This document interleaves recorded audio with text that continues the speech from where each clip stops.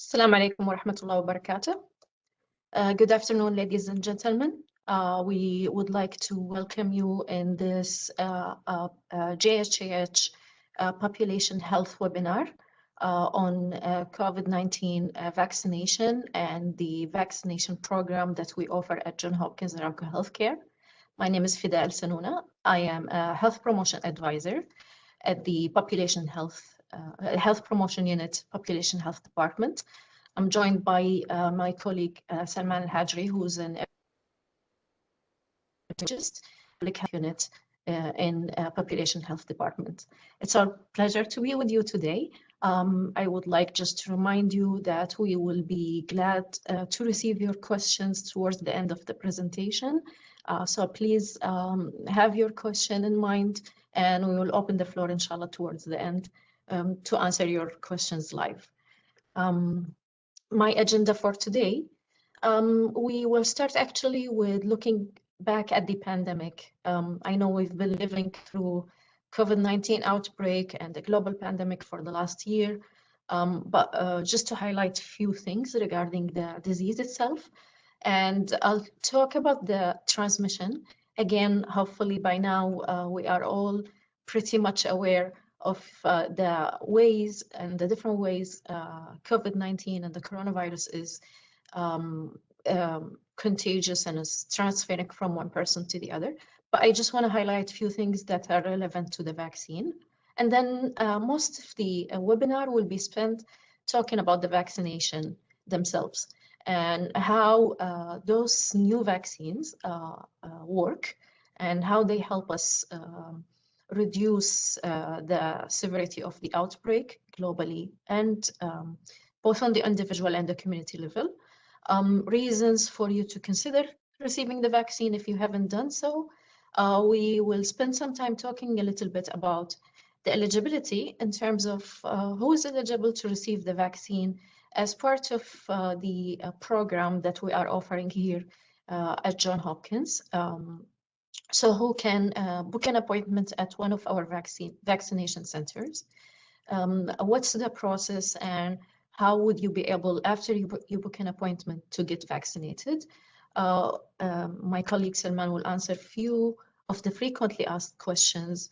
We'll wrap up with showing where you can find more information, more resources, and if you still have any question we are not able to answer today, or for those who are watching the recording later on, where you can also contact someone and have your questions or your concerns addressed.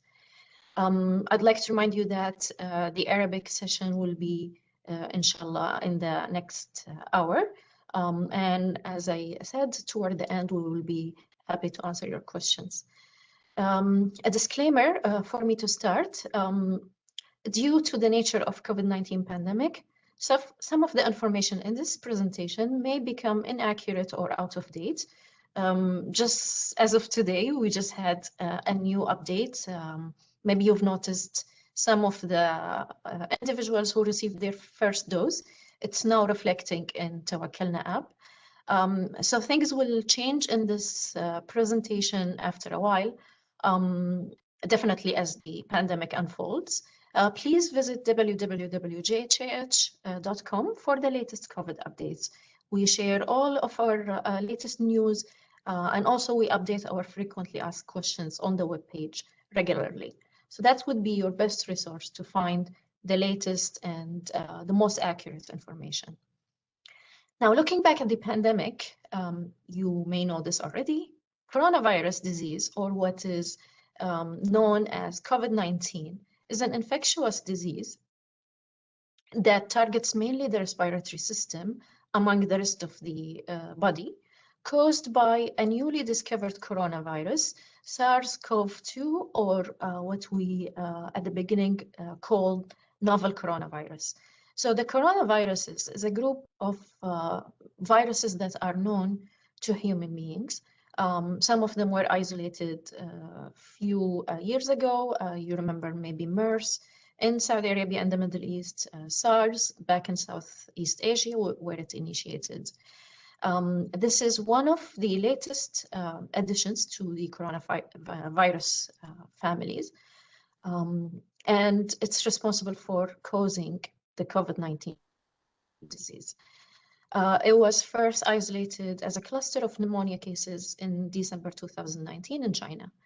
As of yesterday, globally, we are approaching 133 million actually. So we are right now at 132 million cases.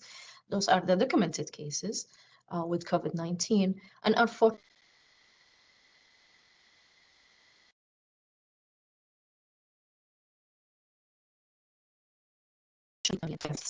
uh, 394,000 cases documented. And unfortunately, we have lost so far, since the beginning of the pandemic back in March of last year, 6,711. The trend is going up currently, and also the number of critical cases. So it's a serious pandemic, of course, that we are living its repercussions. Highlighting the transmission methods really quick. Again, I'm pretty sure this is a well-known information by now. COVID-19 can be transmitted from one person to the other, from a positive case to a healthy person by droplets. So it's a droplet-based disease. The droplets can be airborne, but they can only travel for a certain distance. So when we are within that distance, believed to be 1.5 to 2 meters, within that distance from someone, and that person is infected, when they are coughing, sneezing, or even talking, tiny droplets or aerosol is being sprayed from the mouth and nose. So remember, it's not only coughing and sneezing, also if we are within close distance for someone while we're chatting. So those aerosols, they contain the coronavirus encased in the droplets, which is the mucus and the saliva. And when we are in such a close distance, we inhale them or they come in contact with our mouth, and that's how we get infected. Another mechanism, when we are within a close personal contact with an infected case, for us to touch them, because the infected person will be a surface, and the virus will be living in those droplets on their hand, on their face, and on their clothes. So if we are shaking hands, we are hugging, kissing, really spending close personal contact with someone who's infected, that's also another possibility, especially when we then touch with our soiled hand, we touch our mouth or nose or eye. The last mechanism, which is the least common, but still a possibility, of course, is touching an object or a surface with the virus still living on it. So that's when the droplets are still not dried off. So when we touch such a surface with the droplets of someone who has been infected on it, and then we touch our mouth, nose, or eye before washing or sanitizing, that's also another way or another mechanism for the virus to get into our bodies. This is why it's really important, first of all, for the first point is to cover the mouth and nose at all time. And it works both ways, to prevent the spread if you are infected and to prevent the inhalation if you are healthy. It's really, really important to cover the nose as well. And lastly, of course, for you to sanitize your hands, especially if you will come in contact with a shared object or surface, things that are touched by many people, increasing the risk of having the virus living on them, such as keyboards, your computer, your workstation, phones, money, shopping carts, all those sorts of things where they are touched by multiple people at the same or at a short period of time without being disinfected. So it's very important for you to either disinfect the surface or disinfect or wash your hand. I'll talk about the vaccine. So in terms of the vaccination in general, immunizations, how do they work? There are different types, but they all have the same concept. What the immunization does is train your immune system to create antibodies. Those antibodies, they help the body fight the actual virus or the actual microbe that causes the disease. So that's also true for the case of COVID-19. The vaccine, in one way or another, train your immune system or urge your immune system to create those antibodies. And those antibodies, when the actual virus gets into the body, will start accumulating and building up, and they will start fighting off the virus and killing it off, preventing the virus from multiplying and attacking the body. And it also enhances the immune system through other indirect ways. The reasons for us to, and really the whole purpose of this webinar, for those who haven't yet vaccinated, why we urge you to consider vaccinating and helping your family members also to sign up for the vaccine. Reasons to vaccinate. The vaccines, at least we're talking about the vaccines that are available here in Saudi Arabia right now. Their efficacy is anything from 70% to 95% against symptomatic COVID infection. Now, the vaccine doesn't prevent the virus from coming in contact with your body. However, because your immune system is prepared, it may decrease your chances of becoming infected, symptomatically infected at least, to less than 30%, and in the best case scenario, it would be even less than 5%. And there's also, of course, Yani, one of the biggest reasons for us to urge everyone who's eligible to receive the vaccine to do so. The good thing about the vaccines is that they can almost 100% protect people from deteriorating into severe infection. Because the problem is with COVID-19, yes, there are people who are more at risk, but even those who are young and healthy, some people will have really mild infection, some people will have asymptomatic infection, and some people will have really severe infection that force them to go into hospital, into the ICU, into ventilation, and into intubation even. And with respiratory failure, of course, comes a huge risk of, God forbid, dying because of COVID-19. So at least what we know for now is that there is a great chance that the vaccine will prevent this severe infection from happening by preparing your immune system. I encourage you to consider taking the vaccine if you haven't done so. For those who might be a little bit worried or have any concerns, hopefully we will get to address some of these concerns today.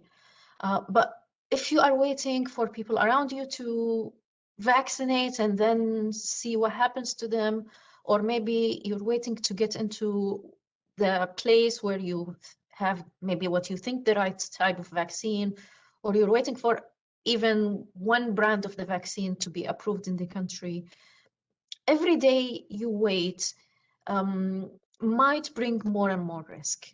So this can be detrimental for you personally and for people around you. With every day that passes without being vaccinated, you're increasing the risk of being exposed to COVID-19 and becoming infected. You're assisting also, of course, in spreading the virus around. And as we speak right now, we are in an upward trend. We are only a few days from Ramadan.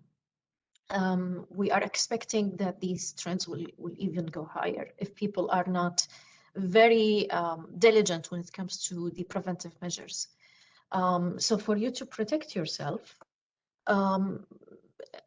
yes, of course, the preventive measures will help, but adding the vaccine to this formula will definitely increase your protection.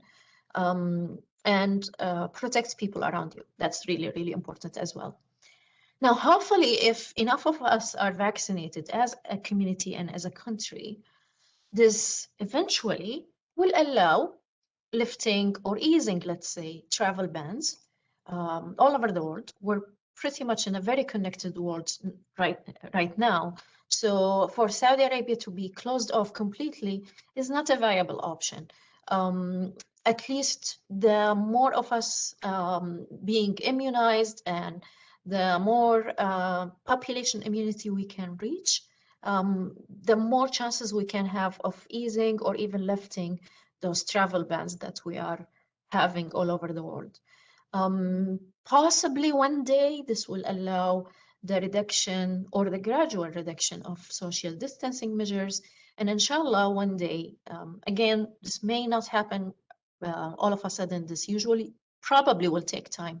But gradually, the more of us who are immunized, we will notice the health authorities allowing the return of normal life measures. Now, one thing I need to highlight here in Saudi Arabia, we are a very young population, at least Saudis. The majority of Saudis are less than 30. A good number of Saudis are young. This puts even more responsibility on us who are eligible to receive the vaccine because, for example, we are 18 and above, to protect the children. This may allow one day for the schools to open up back again. This definitely will allow our loved ones, our parents and our grandparents who might be at a higher risk because of their age, for them to be protected. So it puts even more responsibility for those who are healthy to consider taking the vaccine. Now, until everyone is vaccinated, and until we reach what is believed to be the threshold of population immunity, we still need to wear the masks, carry on with the hygiene measures, social distancing, and isolating ourselves if we think we came in contact with a positive case. Now, the question is, if I'm vaccinated, shouldn't be the whole idea is for me not to practice all of these? Of course, by reaching a certain level of immunity, this might become possible. However, there is still a tiny possibility that the person, after completing the vaccination, get infected, whether symptomatically or asymptomatically. And there is still a small, I mean, the vaccination will reduce this significantly. And I think Salman will talk about this in one of the questions. But there is still a tiny possibility that if you became infected, whether you know it or not, after receiving the vaccines, the 2 doses or the full doses, that you are spreading the virus. It's a tiny possibility, but still there. So that's why it's really important for you when you're in public to continue wearing your mask, watching your distance. It's what we call the 3 Ws to make it easier for you to remember. Wearing a mask, covering the mouth and nose, washing or sanitizing the hands, watching the distance and keeping a 2-meter distance. And of course, additionally, if you think you came in contact with someone, even if you're immunized, please isolate yourself immediately and contact your healthcare providers. Now, I'll talk a little bit real quick about the vaccination program before allowing more time for Salman to address the questions, because I know these are concerns. The vaccination program that is offered by Johns Hopkins Aramco Healthcare is a collaboration between the Ministry of Health, Saudi Aramco, and Johns Hopkins Aramco Healthcare. The program currently provides Oxford AstraZeneca vaccine as we speak and as we are recording right now. This might change. Other vaccines or other types of vaccines may be offered in the future if approved by the Saudi Food and Drug Authority and provided to us by the Ministry of Health. So the vaccines are actually provided to our vaccination centers by the Ministry of Health. So we may have more vaccines in the future. Currently in Saudi Arabia, the 2 vaccines that are offered by the Ministry of Health are Pfizer BioNTech and Oxford AstraZeneca. At Johns Hopkins, our vaccination centers at JAHA are offering currently Oxford AstraZeneca vaccine. One thing to highlight about Oxford AstraZeneca is given intramuscularly in the upper arm. And there are 2 doses for you to be considered fully vaccinated and fully immunized. The 2 doses are typically 3 months apart. And once you receive your first dose, automatically from the system, you will receive an SMS with your second dose, should you opt to receive the vaccine at one of our vaccination centers. You can, of course, if it doesn't fit your schedule for some reason, you can reschedule the second appointment by calling our care line, and I'll mention the care line. But they can accept rescheduling a few days before or after the 3 months mark. So you typically 2 to 3 days. As of this is the current practice right now. This might change as well. So it's at the 12 weeks mark. You can take it a few days ahead or a few days after the appointment you were given. If you can arrange this with the vaccination center, and this would be through our call center. So I'll mention the call center, of course, at the end, or Salman will mention the call center. Who is eligible to receive the vaccination through JAHA vaccine centers? COVID-19 vaccine is currently available to all Saudi Aramco employees, retirees, and their eligible dependents. And because currently we are offering Oxford AstraZeneca, it's given to those who are 18 years of age and above. So all Saudi Aramco employees, all of their 18 plus family members, dependents who are eligible, regardless whether you are treated at JAHA or you're treated with one of our designated facilities, or you are covered by an insurance such as BUBA, you are eligible to receive the vaccine.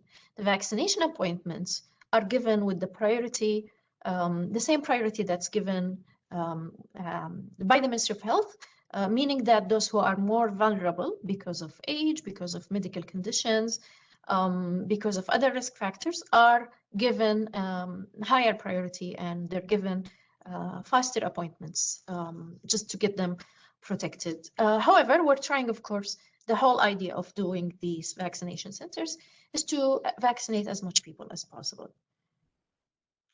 How would you get started? It's very easy. We try to make the process very smooth. If you are on MyChart, you have an active MyChart account.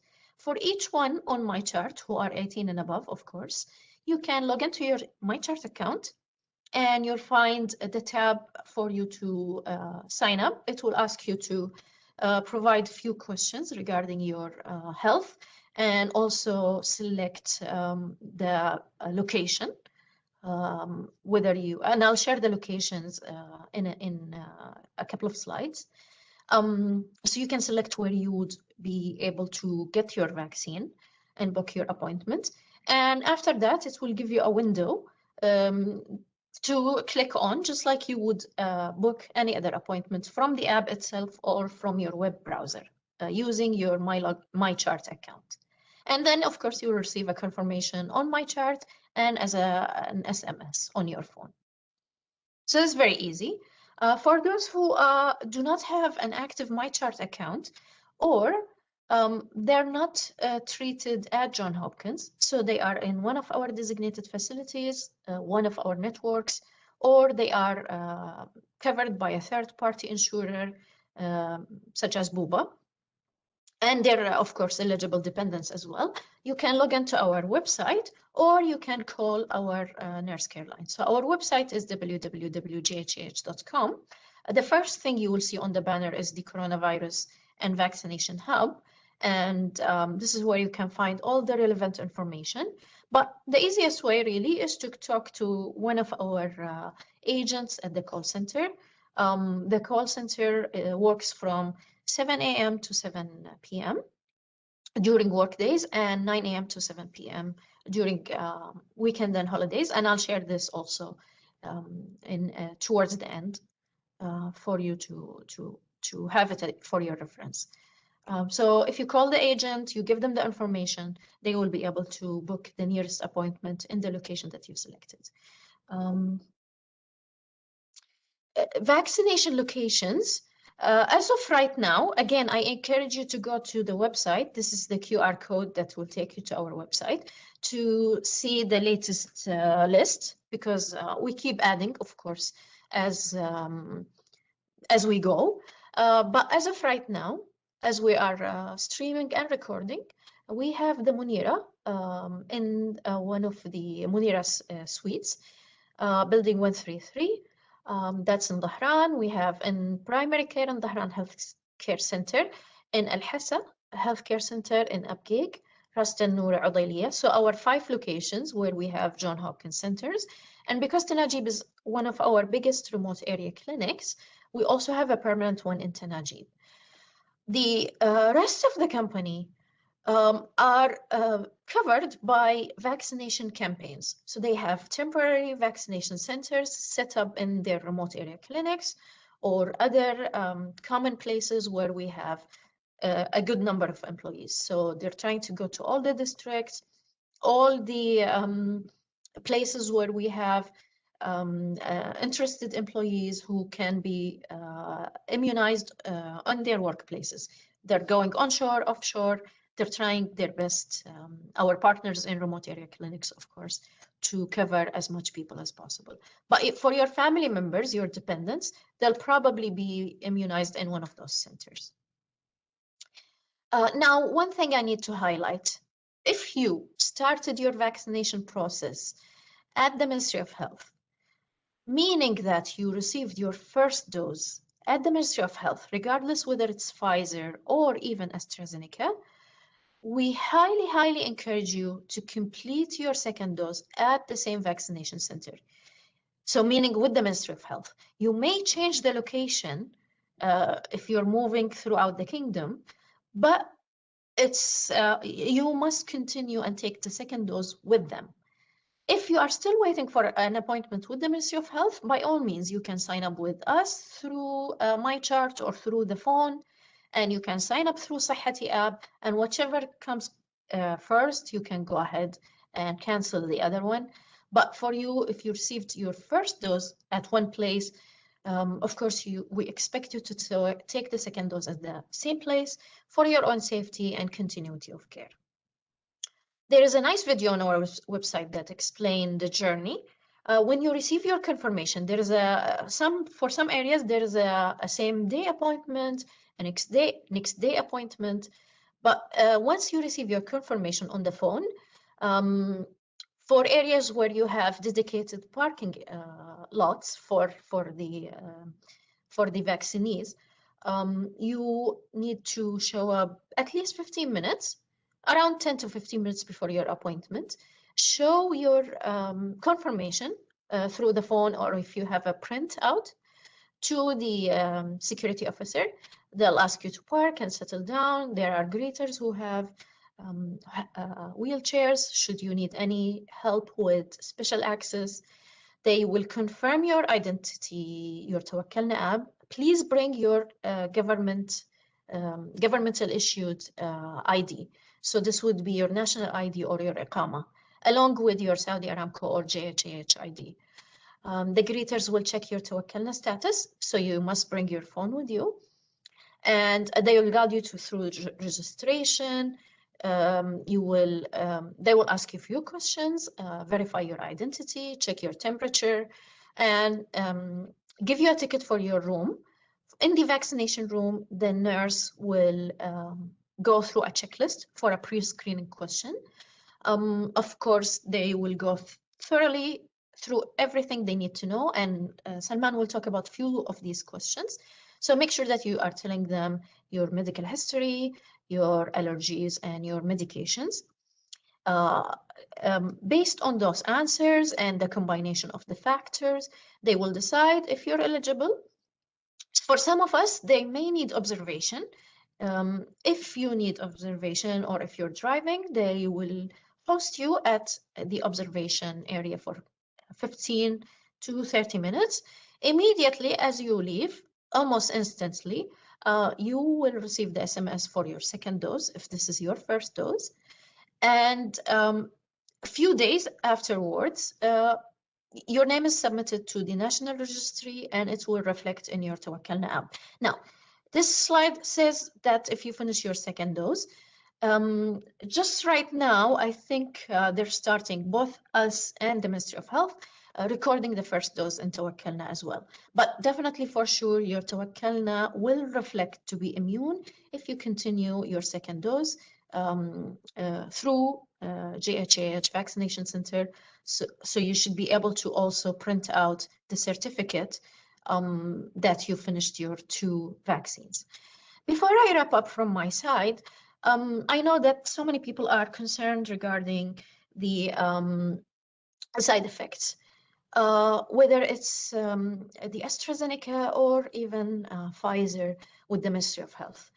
So most side effects are mild to moderate, and for most people, they usually last 1 to 3 days maximum. The common thing for most people to experience is some redness, swelling, or tenderness at the injection site, or maybe some pain in the whole in the upper arm, and that's very normal. This is expected for all vaccines, really. And some cold compression might help. Other mild symptoms, they're not everyone will have them, of course. They really vary from one person to the other. They may be very mild, they might be a little bit moderate, so it depends. But they're not serious for the vast majority of people who receive the vaccines. Those include headaches, tiredness or fatigue, muscle pain or joint pain or body aches in general, low-grade fever, so something less than 38, 39 degrees centigrade. All these symptoms can be relieved with paracetamol, so regular over-the-counter painkillers, non-steroidal painkillers are great. You can take them every 6 hours or every 4 hours if you're not feeling so well. And usually within 1 to 2 days, those symptoms will start subsiding. Drinking lots of water, taking vitamin C is also recommended.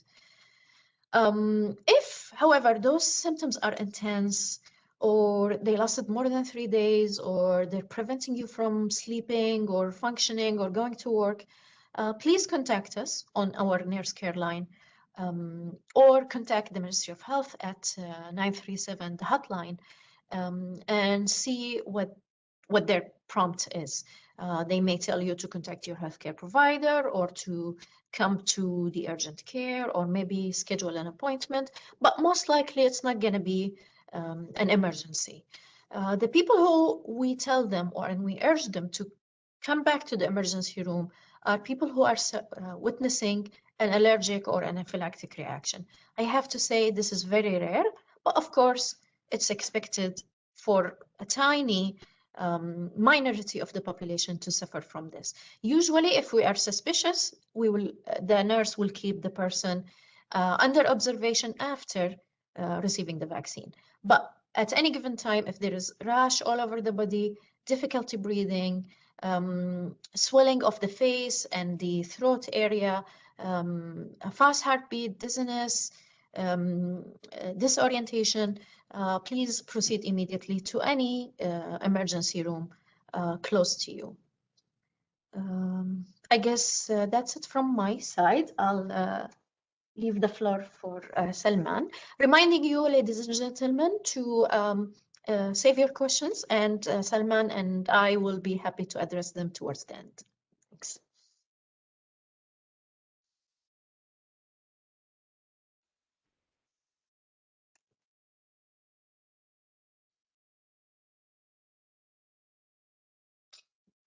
Good afternoon, everyone. This is Salman Al-Hajri, epidemiology practitioner and senior public health specialist. I'll carry on with the frequently asked questions, and I'll give you a little bit of a brief about from where you can seek help in terms of asking questions about the vaccination, or if you have any query. So let us get started with the first question, can I get COVID-19 from the vaccine? Well, the vaccine contains only parts of the virus, doesn't have the live virus, so basically no, you can't get the COVID-19 from the vaccine. Can I test false positive after getting the vaccine? Well, once again, it's not possible because the vaccine only has parts of the virus. It doesn't have the live virus. You may test positive after getting vaccinated because of the chance of getting infected after being vaccinated with the COVID-19 vaccine, but it's there is still chance of getting that. Well, once you get vaccinated, of course, you'd be protected against the consequences of being infected, and most likely you wouldn't experience severe symptoms as explained by my colleague Fida. How long it takes until I get the maximum protection after getting fully immunized? Well, it takes around 2 weeks after getting the second dose for the body to create the required immune response. How long will the vaccine induce immunity, or how long would it last for, the immunity? Well, actually, there is no enough data till now to indicate how long the immunity would last for. We might be advised later on to take an annual booster in the future. So this one has to be found. It has to be found later on. If I already had COVID-19, should I still get vaccinated? Well, sure, you have to get vaccinated after the recovery with 6 months, because until now, we're not sure how long the natural immunity would last for. So it's highly recommended to take one shot of vaccination after 6 months of the recovery.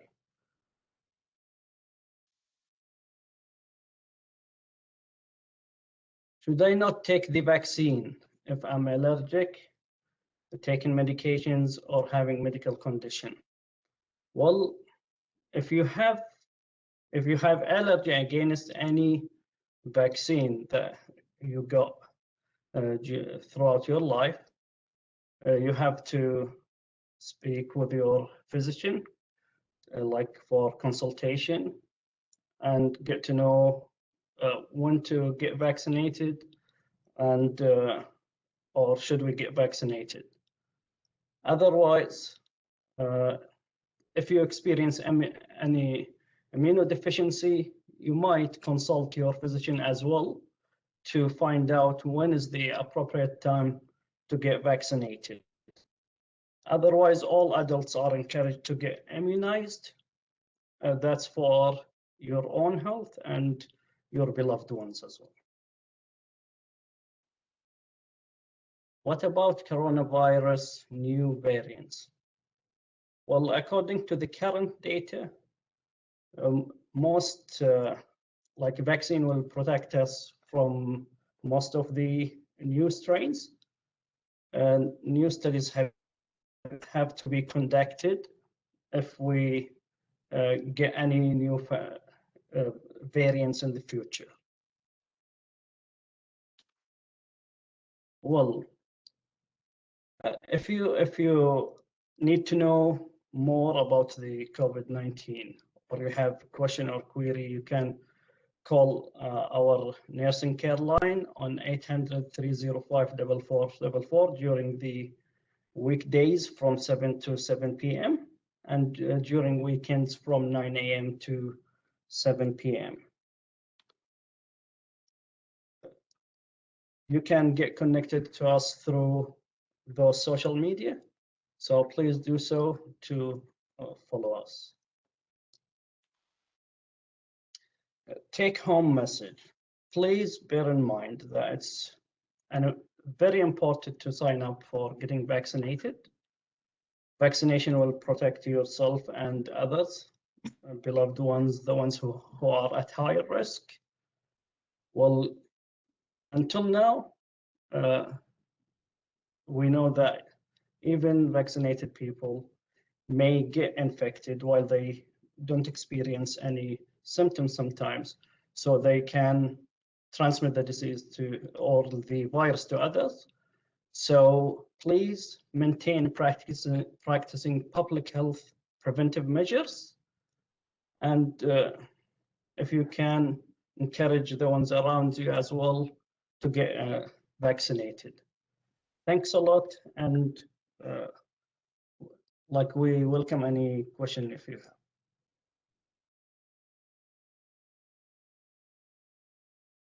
Would you like to join me?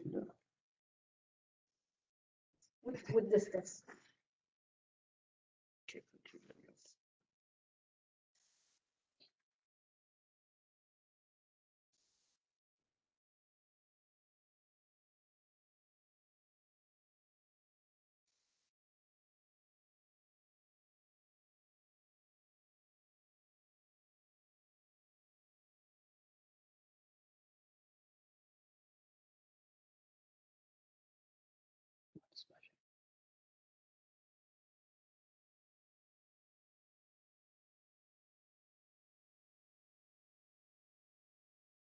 So I believe that we can receive voice questions. Yes. If you have any question, please go ahead.